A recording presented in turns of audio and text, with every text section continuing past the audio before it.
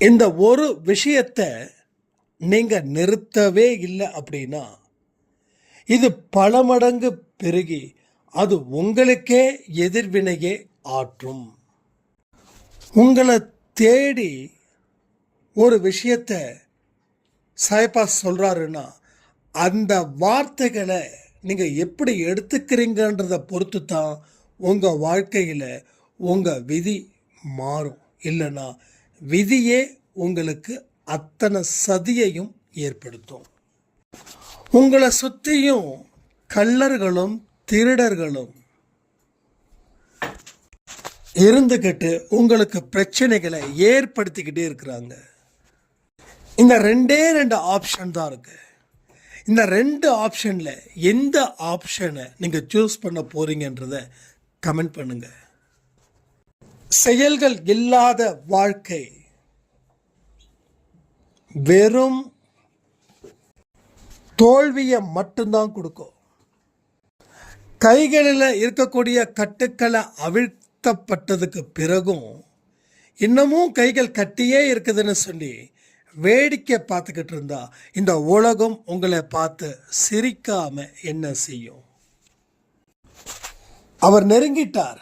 ஆனா அவர் நெருங்கிட்டார் அப்படின்றத நீங்க இதுவரைக்கும் உணராத மனிதர்களா இருக்கீங்க. அவருடைய அருட்பார்வை இல்லாமல் இந்த பதிவு கூட உங்க கண்ணில் படாது. ஓம் சாயிரா சாயிரா, ஓம் சாயிரா சாயிரா, ஓம் சாயிரா சாயிரா, அன்பே சாயிரா, பேரன்பே சாயிரா, அகிலம் தளிக்க ஆத்மா விழிக்க அனுதினம் சாயிரா, எங்கள் அன்பே சாயிரா.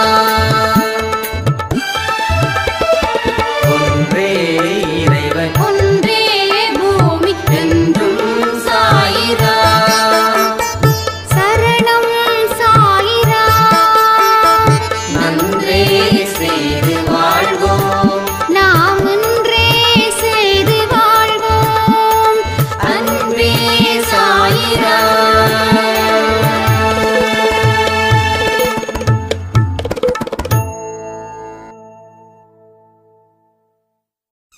சாயிரா.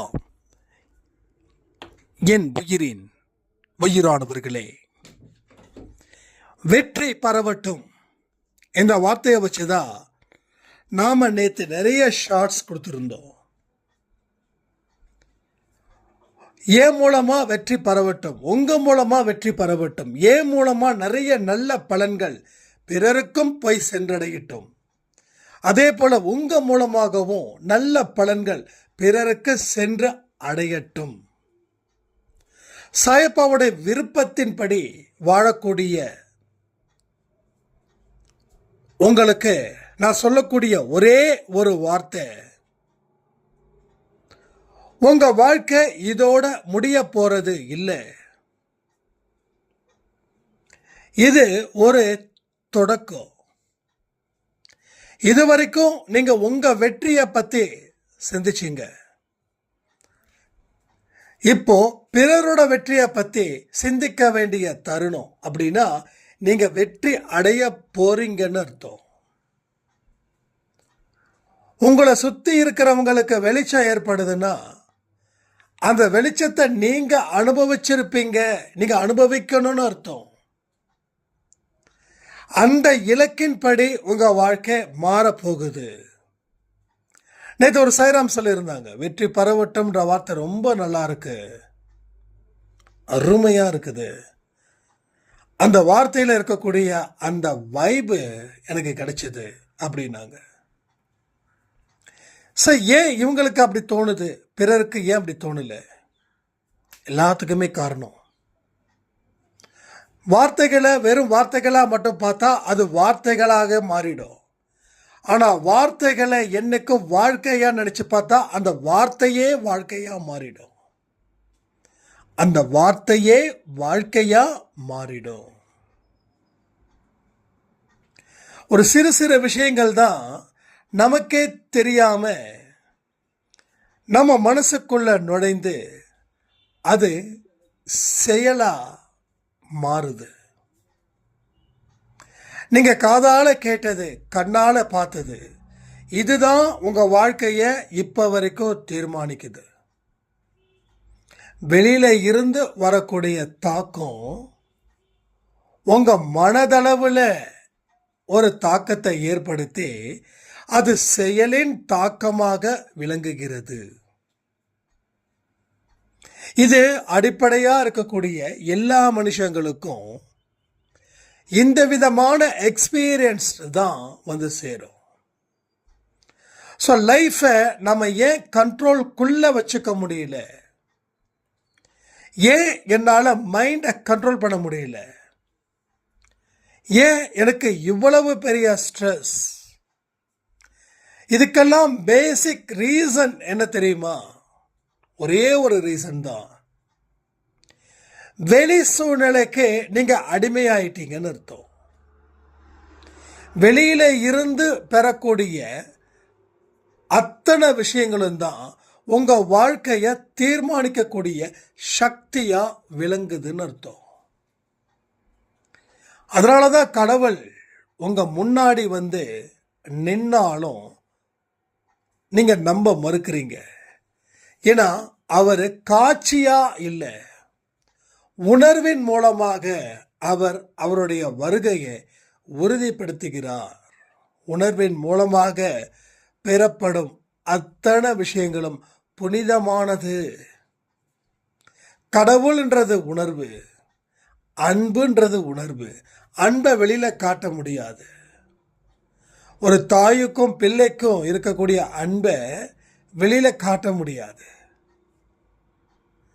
ஒரு நாய்க்கும் மனுஷனுக்கும் இருக்கக்கூடிய அன்பை வெளியில காட்ட முடியாது. எல்லாமே ஃபீலிங்ஸ், எல்லாமே உணர்வுகள். ஸோ கடவுளும் அப்படிப்பட்டவைகள் தான். புனிதமானவைகள் எதையுமே நீங்க கண்ணால பார்க்க முடியாது. புனிதமானவைகள் எதையுமே கண்ணால பார்க்க முடியாது. புனிதமானவைகளை எப்படி பார்க்க முடியும்? உணர்வின் மூலமாக பார்க்க முடியும். எதெல்லாம் விஷுவலா இருக்குதோ அதெல்லாம் அதனுடைய பவர் அவ்வளவுதான்.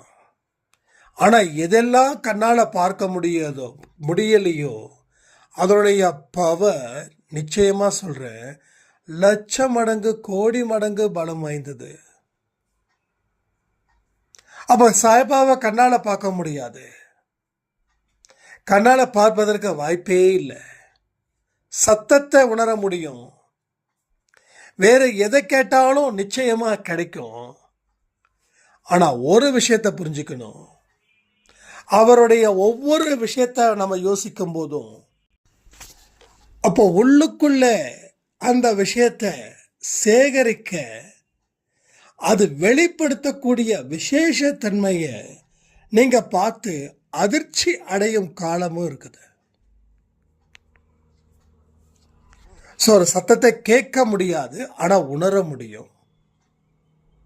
அப்போ இன்னைக்கு கூட சொல்றேனே, என்னைக்கு உணர்வின் மூலமாக நீங்க உங்களை ஆள போறீங்களோ அன்னைக்கு சாயப்பா உங்களை ஆள போகிறார். வெளியில இருந்து வரக்கூடிய எந்த ஒரு விஷயமும் உங்க வாழ்க்கையில இனி மாற்றத்தை ஏற்படுத்தக்கூடாது. வெளியில இருந்து வரக்கூடிய வெற்றியும் சரி, வெளியில இருந்து வரக்கூடிய தோல்விகளும் சரி, உங்க மனசு அதுக்கு அடிமையாயிடக்கூடாது. நீங்க எது நடந்தாலும் எது நடக்கலனாலும் உங்க மனதை கண்ட்ரோல் செய்யக்கூடிய மனுஷங்களா நீங்க முதல்ல மாறணும். நம்ம மனசு வச்சா எல்லா விஷயத்தையும் வெற்றிகரமா செதுக்க முடியும். புரிஞ்சுக்கோங்க. ஒரு மனுஷனுக்கும் வாழணுன்ற ஆசை நிறைய இருக்குது. ஆனா அவன் எங்க இருந்து தொடங்குறான் அதை பொறுத்து தான் அவன் வாழ்க்கையில சிறப்பா இருப்பானா இல்ல சிறப்பா இருக்க மாட்டானான்னு தோணும். எப்படி ஒரு படிப்புக்கு ஆரம்ப கல்வி முக்கியமோ அதுபோல ஒரு நல்ல வாழ்க்கைக்கு நல்ல ஆரம்பமும் மிக முக்கியமாக இருக்குது. நீ வைக்கிற முதல் அடியாக இருக்கணும். நீ 10வது அடியில் முதல் அடி நினச்சிக்க கூடாது. அப்போ மீதி இருக்கக்கூடிய 9 அடியை யாரு சான்ஸே இல்லைல்ல. ஸோ வாழ்க்கை ஏன் மேலும் மேலும் தோல்வி அடையுது? அதற்கு அடிப்படை காரணங்கள் என்ன? நாம முயற்சி செய்தும் ஏன் முடிவு நல்லபடியாக வரல? நாம நினைச்சது ஒன்று, நடந்தது வேறொன்று. ஆனால் நடந்ததில் நமக்கு உடன்பாடு இல்லை. நமக்கு நினைச்சது நடந்தாதான் சந்தோஷம், நினைச்சது நடக்கலைன்னா நமக்கு துக்கம். ஸோ இப்போ சொல்கிறேன், நினைச்சது நடக்கணும்னா முதல் அடி உண்மையாகவே அது முதல் அடியாக இருக்கணும். பொய்யான அடியை எடுத்து வச்சுக்க கூடாது. நேற்று கூட ஒரு சாய்ராமோட கேள்வி ரொம்ப சூப்பராக இருந்தது. எங்கே இருந்து தொடங்குறதுன்னு தெரியல, நான் எங்கேயோ நினச்சி தொடங்குறேன், கடைசியில் நான் திண்டாடுறேன் அப்படின்னு. அப்போ நீங்கள் நல்ல இடத்துல இருந்து உங்கள் வாழ்க்கையை தொடங்கினீங்கன்னா நீங்கள் என்ன பிரச்சனைகள் வந்தாலும் திண்டாட மாட்டீங்க. அப்போ திண்டாடுறீங்கன்னா அப்போ முதல்ல தொடக்கம் சரியில்லைன்னு அர்த்தம், பாதியில் ஆரம்பிச்சிருக்கீங்கன்னு அர்த்தம். நம்ம சாப்பிடும்போது எங்கேருந்து வருவோம்? முதல்ல இலை காலியாக இருக்கும் இல்லையா, அதுதான் ஸ்டார்டிங். அதுக்கப்புறம் அந்த இலையிலே சாப்பாடு போடுவாங்க, அதுக்கப்புறம் குழம்பு ஊற்றுவாங்க. ஸோ தொடக்கம் எங்கேருந்து ஆரம்பமாகுது? வெறும் இலையிலிருந்து ஆரம்பமாகுது. அந்த இலையில ஒன்றுமே இல்லை, நீங்கள் வந்ததுக்கு அப்புறம் தான் சாப்பாடு உள்ளே வருது. அதே போல தான் வாழ்க்கையில் எதுவுமே இல்லாத ஒரு நிலையில் இருந்து நீங்கள் தொடங்கணும். அப்போது உங்களுடைய சூழ்நிலை கைதிகளாக நீங்கள் இருக்கீங்க இல்லையா, அங்கே இருந்து விடுதலை அடையணும். எத்தனையோ பெண்கள் தன்னுடைய கணவனால் பாதிக்கப்பட்டு இருக்காங்க. எத்தனையோ ஆண்கள் மனைவியால் பாதிக்கப்பட்டுதான் இருக்காங்க. ஸோ 2 பக்கமும் ஈக்குவல் லாஸ் இருந்துக்கிட்டு தான் இருக்குது. ஸோ பெண்கள் மட்டும்தான் அழுவுறாங்க, துடிக்கிறாங்க அப்படின்னு நான் ஒத்துக்கவே மாட்டேன். ஏன்னா பெண்களை எந்த அளவில் இருக்காங்களோ கிட்டத்தட்ட அந்த அளவுக்கு ஆண்களும் இருக்கிறாங்க, நிறைய பேர். ஏன்னா இன்னைக்கு எல்லாருமே அகங்காரன்ற போதையில் திரிகிறதால அவங்க கிட்ட இருக்கக்கூடிய நல்லவர்கள் மாட்டிக்கிறாங்க. தன்னால தான் இந்த குடும்பம் நடக்குது அப்படின்னு ஒரு பெண்ணோ ஒரு ஆணோ நினைச்சாலே அந்த குடும்பம் எப்பையும் உருப்படாமல் போயிடும். ஸோ இதில் பாதிக்கப்பட்டவங்க கணவனும் இருக்காங்க, மனைவியும் இருக்காங்க. சரிங்க, இப்போ கணவனால் பாதிக்கப்பட்டு இருக்க, என் வாழ்க்கையை எங்கே இருந்து தொடங்குறது? நல்ல கேள்வி தானே. ஒரே விஷயத்த சொல்கிறேன், திரும்பவும் சொல்கிறேன். இன்னைக்கு இந்த நிமிஷம் வரைக்கும் நடந்த இழப்புகள், பெற்ற வெற்றிகள் மறக்க முடியுமா? மறக்கணும். மறக்க முடியுமானா மறக்க முடியாதுன்னு தான் பதில் வரும். மறந்தாதான். அப்போ மறக்க முடியுமா அப்படின்னு கேட்டால் மறக்கணும். ஆனால் உண்மையிலேயே மறக்க முடியுமா? எந்த ஒரு விஷயத்தையும் சான்ஸே இல்லை. நாம் இந்த உலகத்தை விட்டு போகிற வரைக்கும் அத்தனையும் சுமைகளையும் நம்ம மனசு சுமந்துக்கிட்டு தான் இருக்கணும். அது சுமந்தாலும் நமக்கு பிரச்சனை வராத அளவுக்கு அது சுமந்துடுச்சுன்னா ப்ராப்ளமே இல்லை. எந்த ஒரு எண்ணங்களையும் எந்த விதமான வாழ்க்கையில் இருக்கக்கூடிய அனுபவம், அது நல்லதோ இல்லை கெட்டதோ, எதையும் அழிக்க முடியாது. ஆனால் அதை நினைக்காம வாழணும். அழிக்க முடியாததை அழிக்கணும்னு நினச்சி நேரத்தை செலவு பண்ணுறது முட்டாள்தனம். ஆனால் அதை நினைக்காத அளவுக்கு நம்ம வாழ்க்கையில் மாற்றத்தை ஏற்படுத்தணும். அது எப்படிங்கன்னு நீங்கள் கேட்கலாம். ஒரே விஷயந்தான், ஜஸ்ட் இன்னைக்கு தான் நீங்கள் பிறந்தீங்க. இதெல்லாம் ஒரு டெக்னிக்ஸ். இதெல்லாம் யாராருக்கு எந்தெந்த டெக்னிக்ஸ் ஈஸியாக இருக்குதோ அப்படி எடுத்துக்கோங்க. இன்னைக்கு தான்ப்பா நான் பிறந்தேன், யாராலையும் எனக்கு எந்த பாதிப்பும் இல்லை, என்னாலையும் எனக்கு எந்த பாதிப்பும் இல்லை. என்னை சுற்றி இருக்கிறவங்க பாம்பாக இருந்தாலும், என்னை சுற்றி இருக்கிறவங்க நன்றி உள்ளவர்களாக இருந்தாலும், நான் எல்லாவற்றையும் ஒரே மாதிரி தான் இப்போ பார்க்க போகிறேன். இந்த மாதிரியான மனநிலையை உருவாக்க முடிஞ்சதுன்னா நீங்கள் கெத்துன்னு அர்த்தம். இல்லை இது ரொம்ப கஷ்டம். சரி, செகண்ட் ஆப்ஷன் என்ன வழி இருக்கு? ஒரே வழிதான். இதுவரைக்கும் நடந்தவை அனைத்தும் என்னுடைய பயத்தினால ஏற்பட்டது. இனி நான் தைரியமான ஆணோ இல்லை பெண்ணோ இருப்பேன். ஸோ கடவுளுடைய சக்தி வாய்ந்தவள், அவரை என்ன கேட்டாலும் அவருக்காக நான் செய்வேன். இப்போ அவர் ஒன்னே ஒன்று கேட்குறாரு,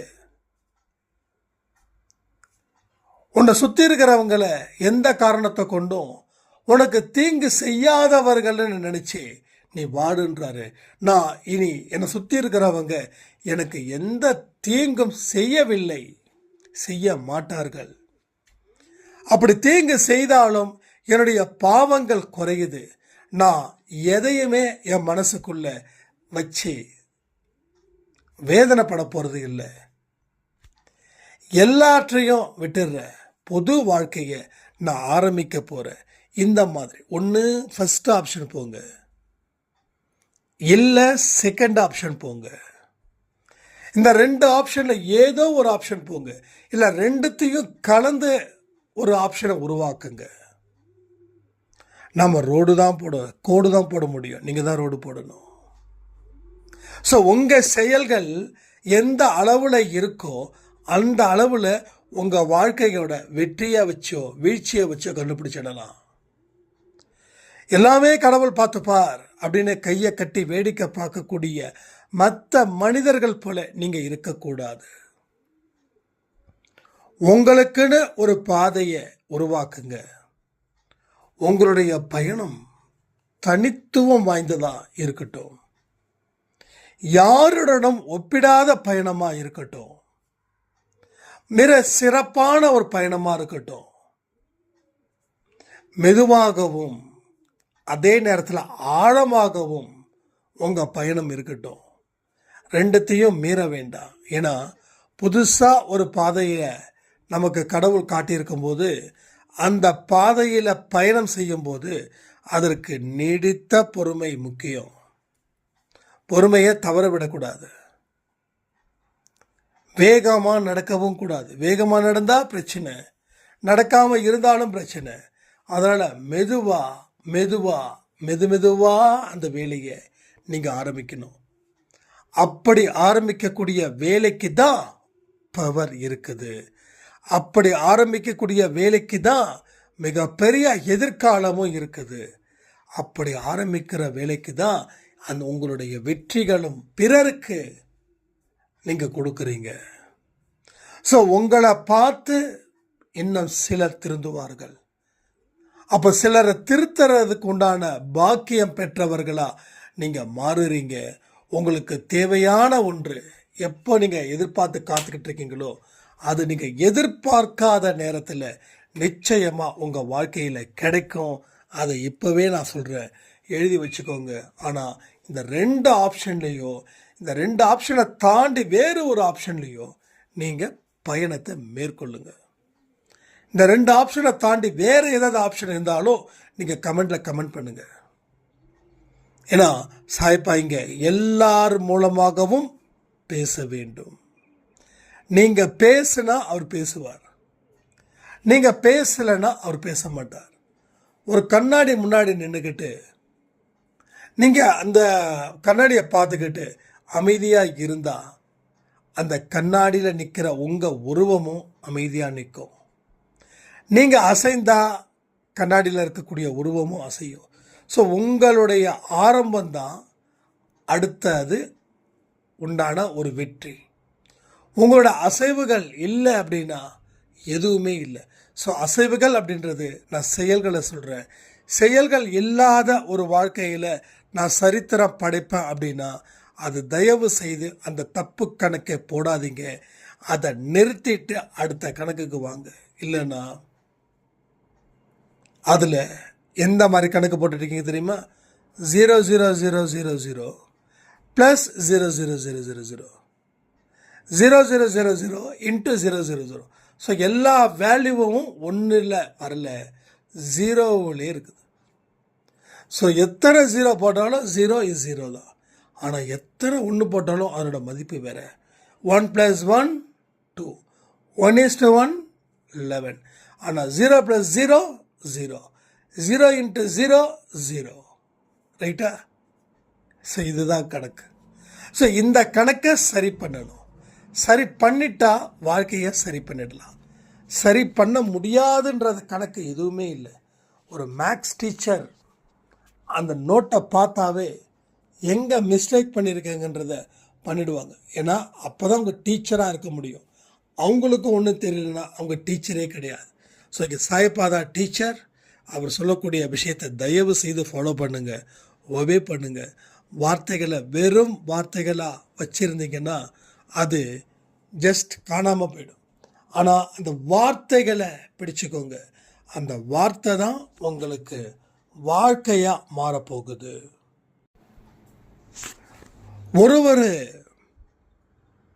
நொடிப்பொழுதையும் வீணாக்காம நீங்கள் இருக்கீங்களான்றதையும் அப்பப்போ செக் பண்ணிக்கோங்க. ஏன்னா உங்களுடைய அருமையான நேரங்கள், அற்புதமான நேரங்கள் எல்லாமே எங்கேயோ வீணடிக்கப்படுகிறது, எங்கேயோ கொள்ளையடிக்கப்படுகிறது. இந்த வெளியில் பேங்க்கில் பார்த்தீங்கன்னா அந்த வயசானவங்களை பார்த்தா சில பேங்க்கில் உள்ளுக்குள்ளே வாடிக்கையாளர்கள் மாதிரி திருடர்கள் உள்ளே வருவாங்க. யார் ரொம்ப பலகீனமாக இருக்காங்களோ அவங்கள நோட்டம் பண்ணுவாங்க. அவங்கக்கிட்ட பேங்க்லேயே லைட்டாக பேச்சு கொடுப்பாங்க. அவங்களும் உதவி இல்லாமல் தவிக்கும்போது இப்படி யாரோ ஒருத்தவங்க இப்படி சிரித்த முகத்தோட இல்லை கனிவான வார்த்தையோட ஒரு இரக்கமான வார்த்தையோட பேசும்போது அந்த மனிதர்கள் நம்புவாங்க. அவங்களோட ஒரே விஷயம் அந்த நம்பிக்கைக்கு பாத்திரமாக இவங்க இருக்கணுன்றதுக்காக இப்படிப்பட்ட விஷயத்தை நடிப்பார்கள் அந்த திருடர்கள்.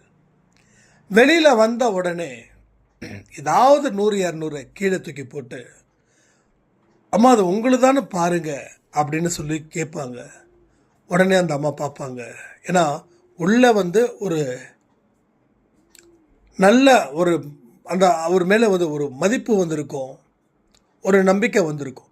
வெளியில் அந்த மனுஷன் சொன்ன உடனே அந்த காசை எடுக்கும்போது சட்டுன்னு பேக்கில் இருக்கக்கூடிய காசை பறிச்சுக்கிட்டு ஓடக்கூடியவர்கள் அப்படிப்பட்டவர்கள்.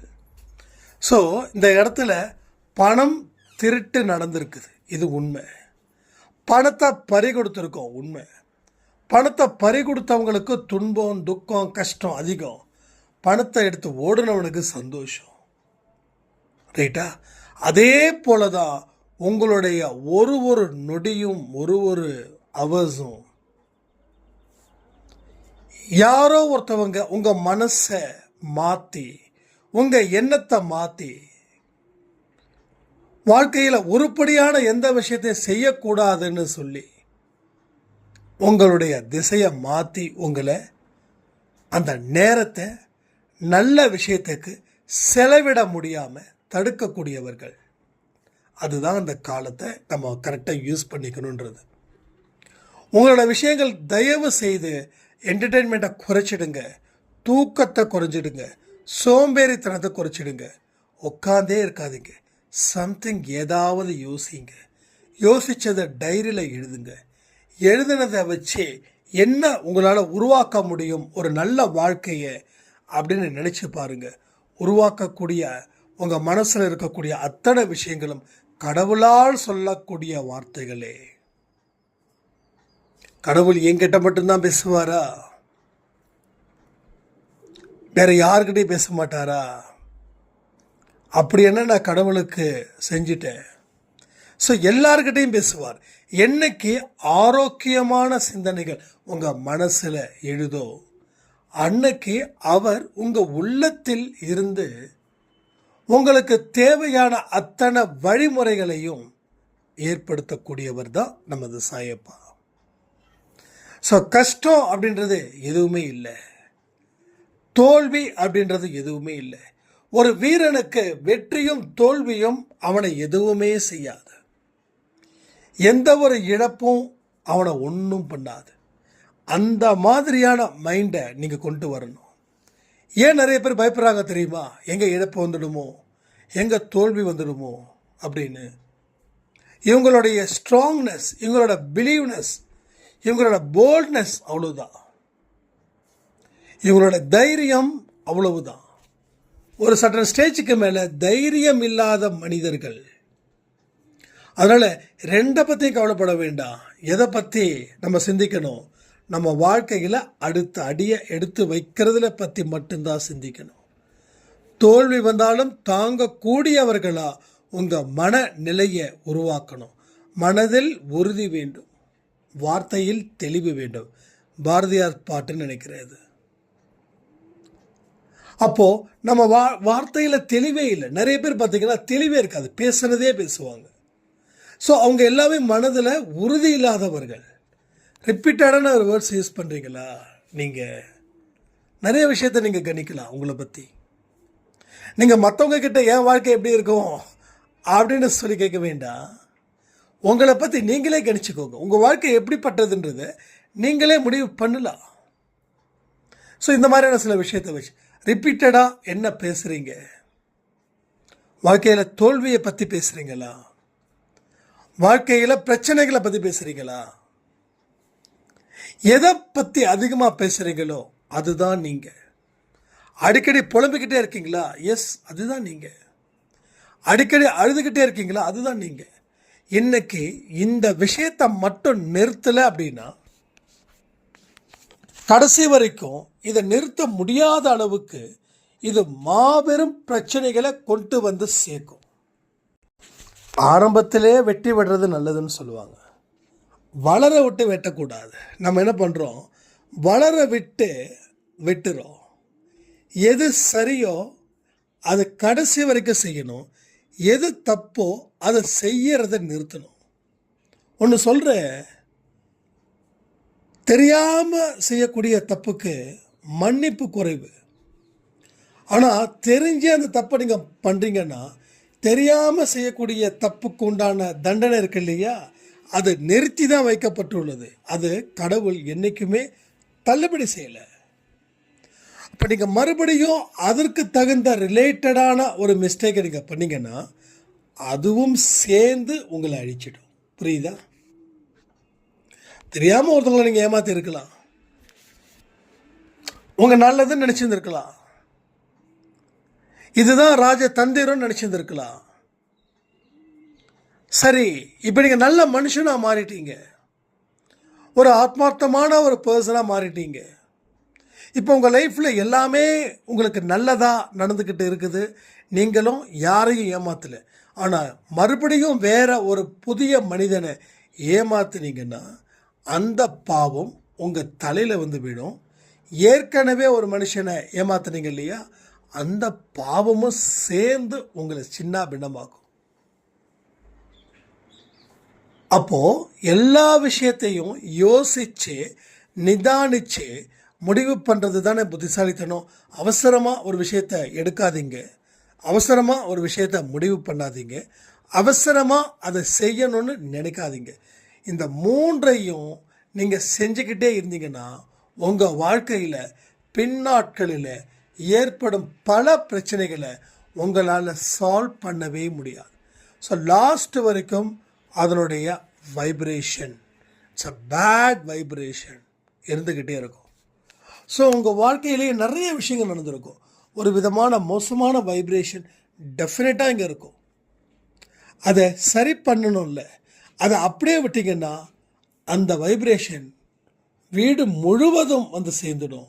கடைசியில் அதை துரத்த நம்ம பல முயற்சிகள் செய்வோம், ஆனால் அது போகாது. ஏன்னா முத்தி போயிடுச்சு. முத்தி போன நோயை குணப்படுத்த முடியாது. உண்மை தானே?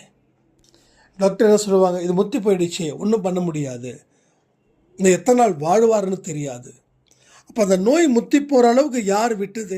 நம்ம தானே விட்டோம். ஆரம்பத்திலேயே அதை சரி பண்ணியிருந்தா எல்லாமே சரியாக இருக்கும். ஆரம்பத்தில் சரி பண்ணலை, ஆரம்பத்தில் அதை பற்றி யோசிக்கலை, அதை அலட்சியப்படுத்தணும். நாம் வேற ஒரு விஷயத்தை நினைச்சோம், இதை நினைக்கல. நாம் நினைச்சதால அது நடந்துருமா? இல்லை. என்ன உண்மையோ அது நடக்கும், எது பொய்யோ அது நடக்காது. இதை புரியாத வரைக்கும் உங்கள் வாழ்க்கையில் குழப்பங்கள் நீடித்து கொண்டே இருக்கும். சரி பண்ணுங்க, ஒவ்வொன்றா சரி பண்ணுங்க, எல்லாம் நல்லதே நடக்கும்னு சொல்லி இந்த பதிவை நான் முடிக்கிறேன். ஜெய் சாய்ராம். ஓம் சாயிரா.